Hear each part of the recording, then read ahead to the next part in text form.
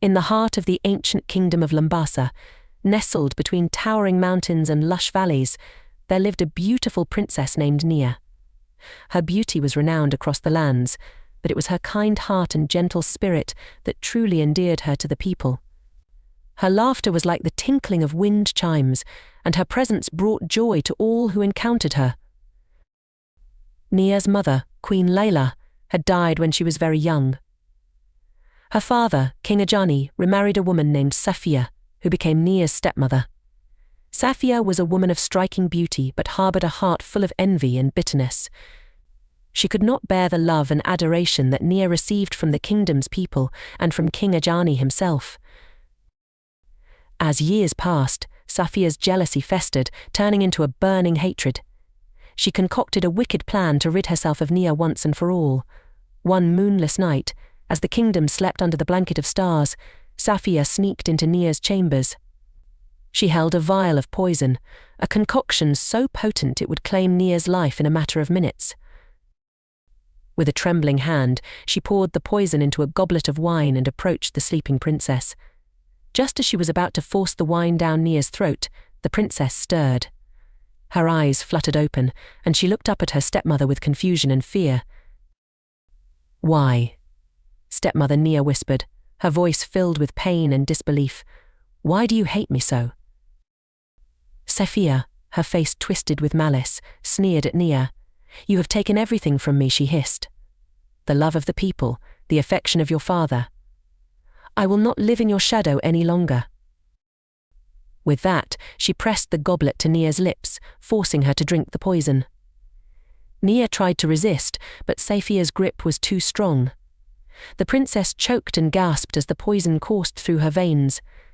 She fell back onto her bed, her body writhing in agony.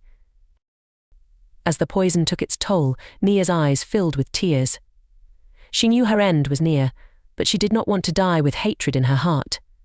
With her last breaths, she looked at Safiya and spoke, her voice barely a whisper. "Mother, I forgive you," she said, her eyes full of sorrow and compassion. "But know this, your wicked deeds will not go unpunished. The spirits of our ancestors are watching, and they will seek justice." With those final words, Nia took her last breath, her body growing still and cold. Safiya, shaken by the princess's words and the eerie calm that followed, stumbled out of the chamber. She tried to wash away the guilt that clung to her like a shadow, but no amount of water could cleanse her conscience. The next morning, the kingdom awoke to the tragic news of Princess Nia's death. The people were devastated, their hearts heavy with grief. King Ajani was inconsolable, his sorrow overwhelming. He ordered an investigation into his beloved daughter's untimely demise. The investigation revealed the truth, and Safiya's wickedness was exposed.